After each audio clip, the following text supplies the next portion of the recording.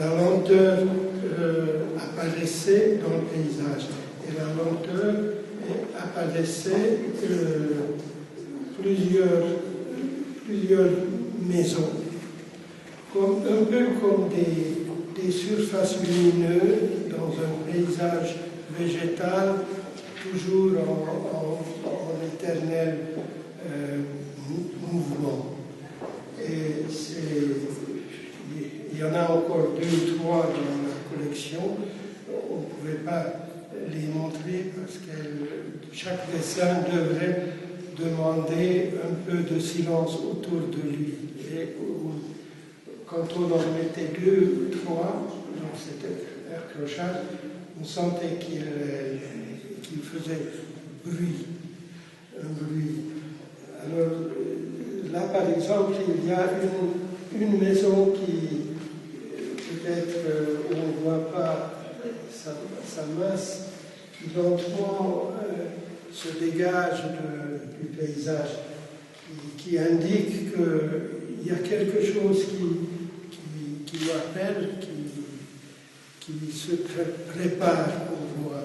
Et c'est ces maisons qui sont déjà dans la région d'ici, c'est près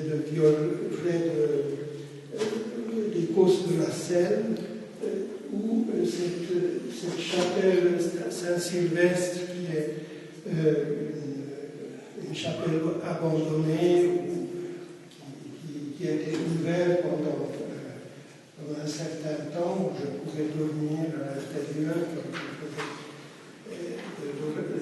quand il y avait des orages. Elle aussi, elle était là pour le repos du voyageur. Et ce repos, c'est quoi visuellement? C'est aussi cette manière de regarder, cette manière où l'œil ne se concentre à rien, où l'œil reste suspendu dans tout le champ visuel. Et vous connaissez cette manière de regarder. Tout d'un coup, on est dans un autre monde. Les distances n'existent plus. Il y a un monde qui est en arrêt. Et c'est comme ça que je regardais un cyprès, que je regardais une chapelle. Ça fait qu'il n'y a pas d'angle. Même quand il y a des angles, tout s'arrondit, s'adoucit. Et le paysage de même.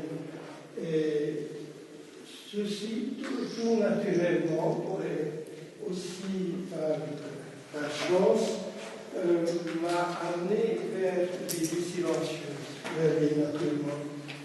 Les vies silencieuses, c'est une manière de dire la même chose, mais dans toutes les langues autour de nous. En hongrois, par exemple, on dit vie de silence pour les objets. À cette époque, j'ai trouvé 2 ou 3 pots dans un petit mazet abandonné, et avec ces pots, j'ai découvert un monde proche. C'est pas l'arbre qui me demande une certaine distance pour que je le connaisse, je le vois. Il nous faut 10 mètres peut-être, tout ça.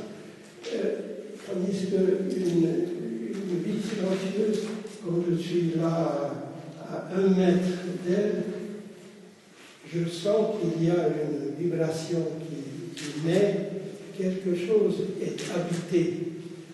Et c'est une forme de tactilité de la vision qui